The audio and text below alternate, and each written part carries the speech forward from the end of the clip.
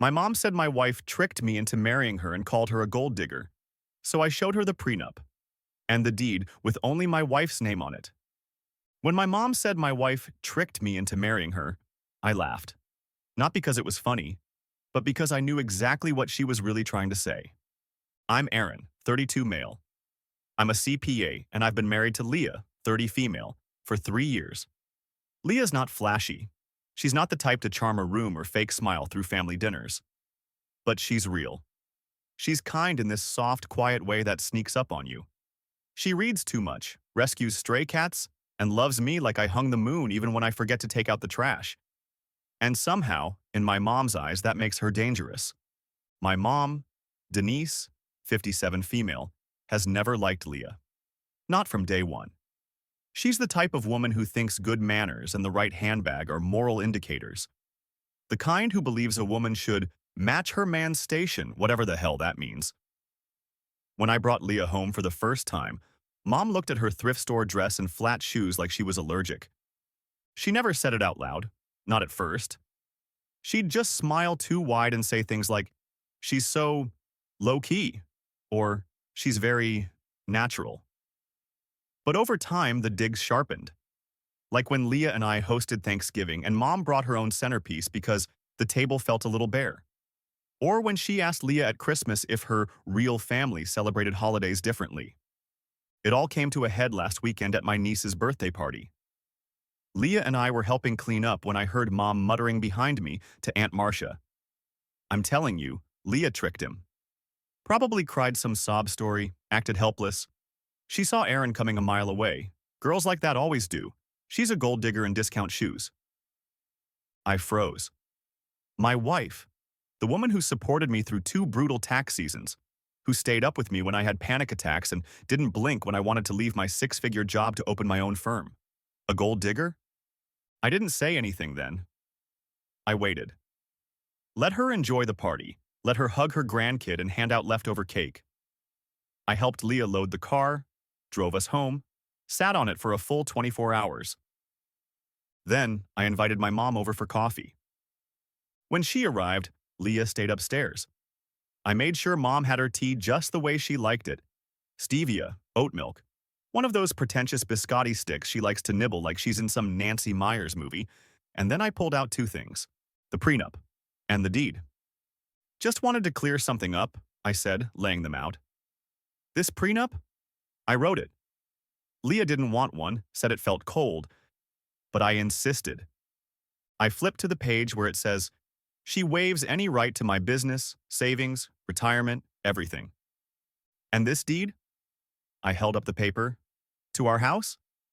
Yeah, that's her name on it. Only hers. I used my savings to buy it and put it in her name because I wanted her to know this was home, not a transaction. Mom's face fell so fast it was like watching a chandelier crash in slow motion. And then she started to unravel. She didn't take it well. Not even a little.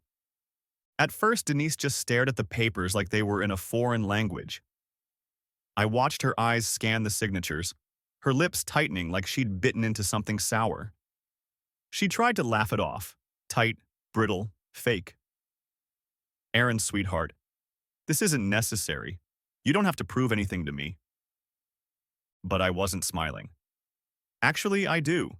Because you've been disrespecting my wife since the day I introduced you to her. And last weekend, you crossed a line. She blinked, then tried to pivot. I was just concerned, that's all.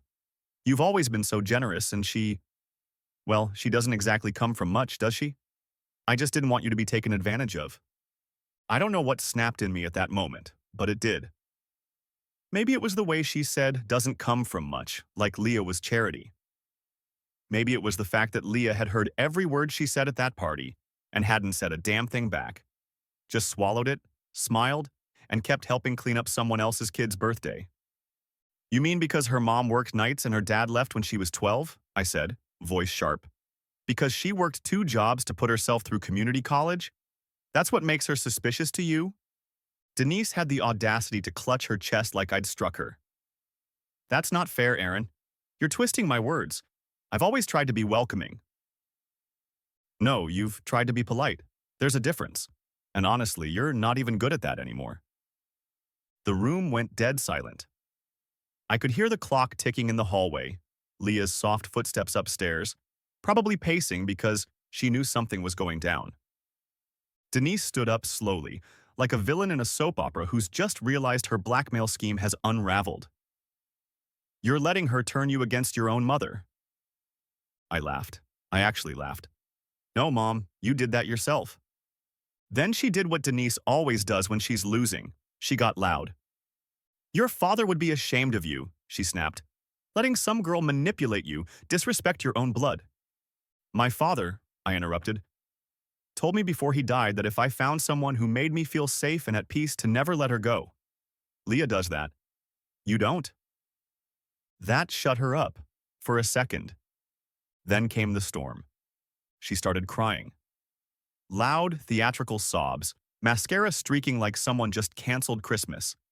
Said she couldn't believe her own son was treating her like a stranger, that I was choosing a woman with no class over the woman who raised me. And that's when Leah came downstairs. Quietly. Calmly. She stood in the kitchen doorway, holding a cup of tea in both hands like her fingers needed something to anchor to. She looked at my mother and said, I didn't trick him. I loved him. That was enough for him. Sorry it's not enough for you. Denise broke the mug she was holding, threw it against the floor. That was the moment I knew things weren't just bad. They were about to get ugly. The mug shattered like glass thunder. Leah didn't flinch. I did. Instinctively stepped between them like I thought Denise might lunge at her. She didn't, but the look in her eyes, that wild, cornered glint, that wasn't just hurt pride. That was a woman realizing she'd lost control, and she was spiraling fast.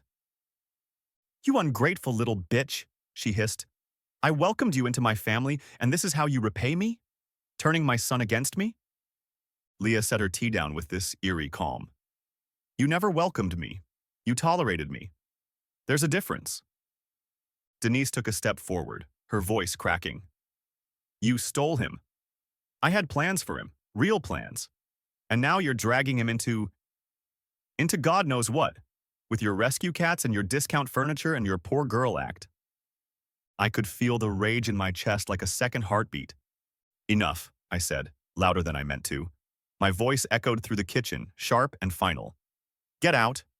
What? She blinked like I'd slapped her. I said, get out of my house, Mom. She staggered back half a step. This isn't just your house. It's not yours, and it's not mine either. I walked to the counter, grabbed the deed again, held it up. It's hers. All of it. You're standing in a home that she owns outright because I wanted her to feel secure. And now you've destroyed whatever chance you had to be welcome in it. She opened her mouth, probably to cry or beg or twist the narrative like she always did, but I didn't give her the chance. I pointed to the door. Go, now. She didn't move. So Leah did. She walked over, slow, deliberate, steady, and picked up a dustpan and broom from under the sink. As if that shattered mug was just another mess in her home, not a symbol of everything my mother had just tried to smash between us. That was what broke Denise. You're both monsters, she shrieked, voice shaking. You'll regret this. You're throwing away family for a manipulative whore who doesn't even know her place. I moved so fast I didn't even register it. I grabbed the door, flung it open so hard it banged against the wall, and said, Leave before I call the cops. She went, spitting venom the whole way, cursing Leah, cursing me, telling me I'd be back when she was gone, telling Leah she'd see what it's like when someone takes everything from you. Then she was gone, and I just stood there, in the sudden silence, my hands shaking. Leah didn't speak. She just swept up the shards, one by one. I sat on the floor and watched her do it, and all I could think was, this is the woman my mom thinks tricked me? God, if only I'd been that lucky. The next few days were a war zone of voicemails and texts. At first, Denise went nuclear. Back-to-back messages calling me brainwashed, pathetic, ungrateful. She said Leah was feeding off me like a parasite, and that I was too blind to see the noose tightening. She used every weapon she could find, guilt, shame, religion, even my dad. She's tearing you from your real family, Aaron. Your father would be sick if he saw this. I didn't respond. By day 3, she pivoted. The rage turned to pity. You know I didn't mean what I said. I was emotional. This is all just a misunderstanding. I love Leah. I just worry. Please don't shut me out. Still, nothing from me. Then came the campaign. She called my sister, my aunt, even my former high school math teacher. No idea how she tracked her down. Suddenly, everyone was concerned about me, asking if I was okay, telling me family is forever and maybe you both just need space. Leah's name was conveniently left out of every message. It was all about how I had changed, how I had turned cold, how I had become someone they barely recognized. And in the middle of it all, Leah, unfazed, solid. I kept waiting for her to break, to cry, to say maybe it was too much. But instead, she started locking the doors before bed, changed the alarm code, moved her favorite books to the safer shelves, away from the windows.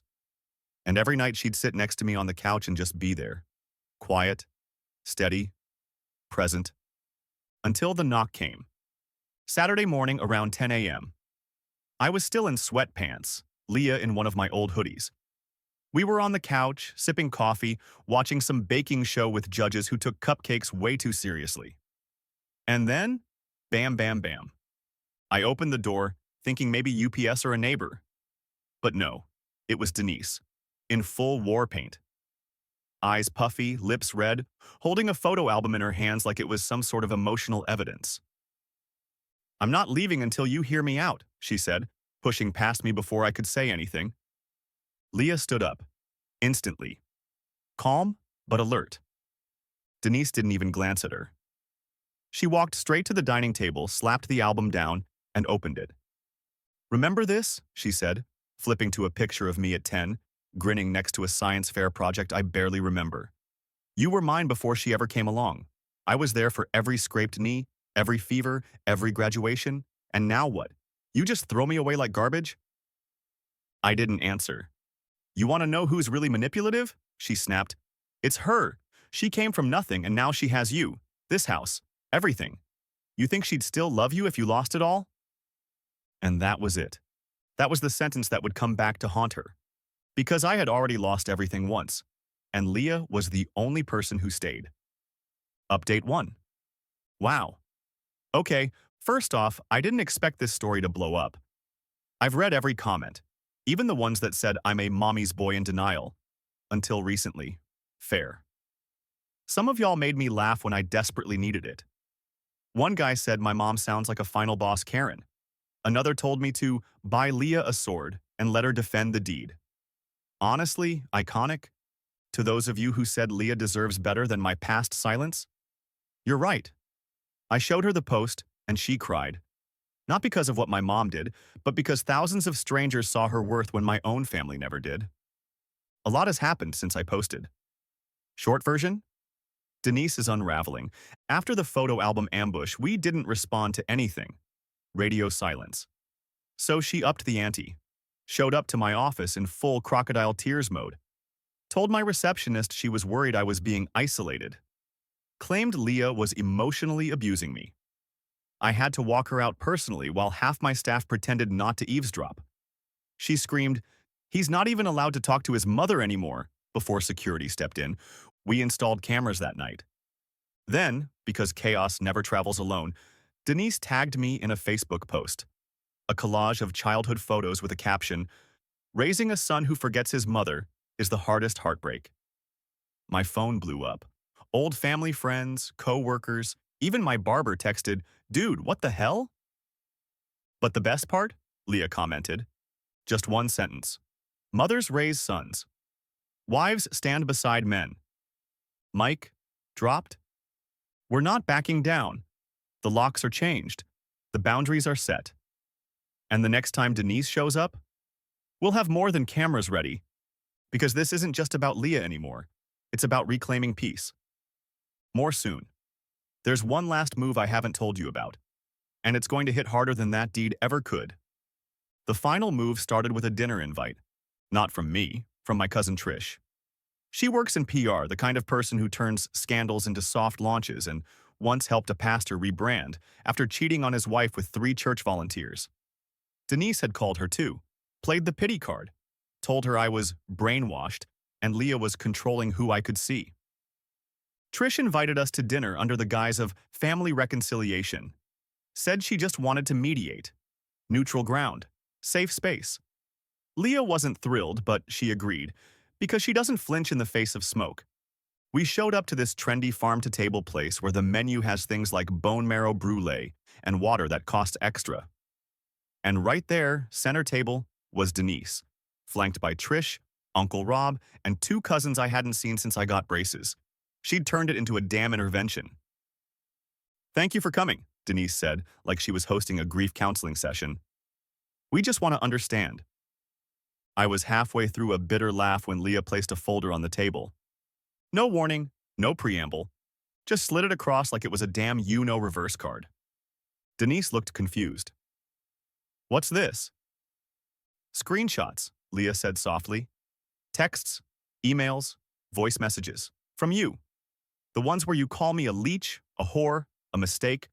The one where you said I was an STD on the family tree." The room went dead quiet. Trish glanced over, saw the evidence, and sat back like she'd been slapped. "I didn't know," she whispered. Leah looked Denise in the eye. "You said I manipulated your son, but everything in that folder? That's you manipulating everyone else." Denise's mouth flapped open and closed like a fish gasping for air. "You were never supposed to see those. That wasn't for—" "Public?" I interrupted. "Because it is now. I've already sent a copy to every person you dragged into this mess, along with the prenup, and the deed, and a little letter explaining what you tried to do to the woman I love." That's when she lost it. Right there in that restaurant, Denise stood up and started screaming. Not yelling, screaming. High-pitched, throat-shredding, mascara-running hysteria. She slapped the folder off the table, shouted that we'd humiliated her in front of family, that we were liars and traitors, and that we'd regret this. A waiter tried to calm her down. She threw her water glass. It shattered. She was escorted out. And every person at that table saw exactly who she really was. Leah and I paid our bill, walked out past the mess, past the whispers, past the judgment that wasn't aimed at us for once. And I swear to God, as we stepped outside, I felt the weight lift. Like we had finally shut the door on a chapter we were never supposed to carry. 2 days later, Denise made her last desperate play. It started with a letter. Not an email, not a text. A handwritten, perfume-scented envelope in loopy cursive like she was auditioning for Downton Abbey. It was sitting in our mailbox with no postage, which meant she drove to our house and put it there herself. Ballsy move, considering she's not even supposed to be on our property anymore. Inside was a 4-page melodrama of emotional blackmail. She called herself a grieving mother, said Leah had stolen her only son, and begged me to remember who I was before this toxic relationship poisoned my heart. There were Bible quotes, underlined sentences, a line about how all women who come from poverty learn to seduce rich men that she tried to soften with, "I'm just being honest." At the bottom, she included a photo of me as a baby in her arms, just to twist the knife. I didn't show Leah, not yet. Instead, I scanned it and forwarded it to my attorney. Because here's what Denise didn't know. I'd already filed for a cease and desist, not just for trespassing, but for defamation.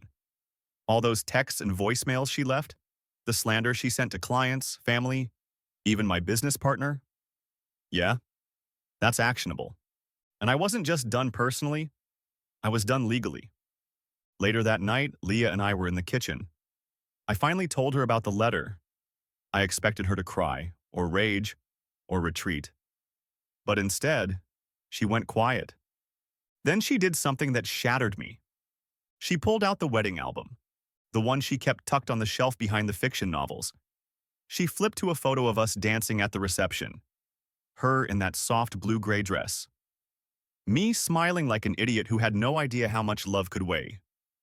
"She's trying to rewrite this," she said, touching the page with her fingertips, "to make me look like a villain in your life story. But I was your story. Still am. She looked up at me, eyes glassy but strong. You don't have to protect me, but I'm done shrinking so your mother can stay comfortable in her delusions. And that's when I knew what we had to do. We called Leah's estranged father, the man she hadn't spoken to in 10 years, the man Denise had mocked for disappearing when things got hard. Turns out, he didn't disappear. He was pushed out by Leah's unstable mother. Same tactics, different dress. We invited him to dinner, told him the truth about everything, about Denise, about how Leah had been holding on to shame that never belonged to her. And for the first time in a decade, Leah sat across from her father and saw recognition. The same pain, the same scars, the same story in a different voice. That dinner was our reset button. Not for Denise, for us. For the life she tried to infect with bitterness and poison, because she thought she could rewrite our story. But we just handed the pen to someone else. Update 2. Hey again. Didn't think I'd be back here, but the way things have unfolded, I had to say something. And maybe thank you. The last post got a lot of attention, more than I expected. Some of y'all had jokes. Your mom's auditioning for the next season of MIL from Hell. Others had war stories that made me feel less alone.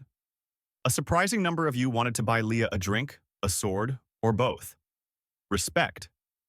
But the real reason I'm updating? Closure, or something close to it. Denise has officially gone silent. After we served the cease and desist, and made it very clear we'd sue if she even sneezed in our direction, she finally backed off. Her flying monkeys scattered. One cousin even apologized, said, "Honestly, I didn't know she was that unwell." No kidding. Leah's dad, he's come by twice. Brought old photos. One of them was baby Leah with a band-aid on her nose and a stuffed giraffe. She cried. I held her through it. But here's the twist I didn't expect. Me. I've changed. I thought I was defending my wife. Turns out, I was reclaiming my life. Every time I said enough to my mom, I was saying it to every toxic thing I'd ever swallowed with a polite smile. Every red flag I'd called beige. Every lie I told myself about what love looks like. We're planning a weekend trip. Just us. No phones, no mailboxes, just peace. And this time, I'm not waiting for someone to throw a mug to fight for it. Thanks for riding this storm with me. The trip wasn't extravagant, just a cabin upstate with creaky floorboards, a wood stove, and spotty cell service. But to us, it felt like a cathedral. We didn't talk about Denise. Not really. There were moments, quiet ones, where Leah would get this faraway look, and I'd reach over and just squeeze her hand. She'd squeeze back. That was our code now. No need to rehash hell when you finally walked out of it. But one night, after a hike and too much red wine, she sat on the porch wrapped in a blanket, staring into the trees. I came out to join her, and she whispered, "Do you ever think it's my fault? That your mom turned on you because of me?" I didn't answer with words.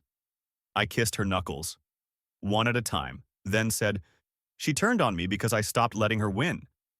You just happened to be the reason I finally found the strength to say no." She cried. I held her. That night, under a sky full of stars, we buried the last of the shame she'd carried like a scar under her skin. When we got home, something was different. Not with us, but with the house. There was a note taped to the front door. No envelope, just masking tape, like some half-assed horror movie prop. It read, "I see now I was too forgiving. You're not the son I raised, and she'll ruin you in the end. Just wait. They always do." There was no signature. I didn't need one. We checked the cameras. She'd been there. 2:17 a.m. Hoodie. Head down. She crept onto the porch, taped the note, and stood there. For 7 minutes. Just stood there. Staring at the door, like she was trying to summon some twisted maternal ghost. Or maybe hoping I'd open it and fall into old patterns. We printed the footage, gave it to the attorney, strengthened the cease and desist to a full restraining order. But that wasn't the part that rattled me. It was Leah. She stood in the hallway, watching the video in silence, then calmly turned and walked upstairs. 10 minutes later, she came down holding something I hadn't seen in months. The binder. The one she used to organize our future. Wedding ideas, baby names, house plans, dreams. She opened it, flipped through a few pages, and then ripped every single one out. Every dream we'd ever written in ink that included Denise. Gone. She looked at me and said, "It's time to start fresh. This time, no ghosts. And God help anyone who tries to haunt us now." A week after Leah burned the old dreams, we began rebuilding. We bought a new binder. Same size, different color, deep green, her favorite. This time, we filled it slowly. One page at a time. No deadlines, no pressure. Just scribbled notes like kitchen garden and Italy someday, not with family. It felt like reclaiming something, like rinsing the poison from our future and saying, we choose what grows here now. Then came the final thread to cut. The bank. A few months before all of this imploded, I'd added my mom as an emergency contact for my firm. It was practical at the time. She lived nearby, knew my staff, and could be trusted to, say, drop off keys if I lost them. But I forgot something. Denise doesn't see boundaries. She sees permissions. Turns out, she'd used that contact status to call the bank and pose as me after hours. Tried to verify account information and ask questions about Leah's access to our joint finances. The rep flagged it. They didn't give her anything, thank God, but I got the report in the mail 3 weeks after the restraining order went through. It was like finding termites after you've already fumigated the house. You think you've won, then you see how deep the damage went. I called the bank, removed her, called my firm, removed her, called our lawyer. Again, we rewrote everything. Wills, POAs, business backup plans. We left no door open, no window cracked. Then we did something that felt like sacrilege at first, but holy by the end. We changed our phone numbers, both of us. New lines. Clean slates. For the first time in years, we didn't wake up to a threat, a guilt bomb, or a chain of Facebook comments from someone who thinks blood means immunity. The silence was so loud, it felt like music. Leah started painting again. I caught her in the guest room with charcoal on her fingertips and a canvas that looked like storm clouds. She smiled when I asked what it was. Grief, she said, but contained. As for me, I took the prenup and deed, the original ones, and framed them. Not as trophies, as reminders. Of what we survived, of who we protected, of who we chose. They hang in my office now, quiet little symbols of rebellion and love. Sometimes clients ask about them. I tell them the truth. That's the day I stopped letting my mother write my life. And that, I point to the signature line, to Leah's name in thick black ink. That's who helped me take the pen back. We didn't get revenge, we got freedom. And honestly, that feels way better.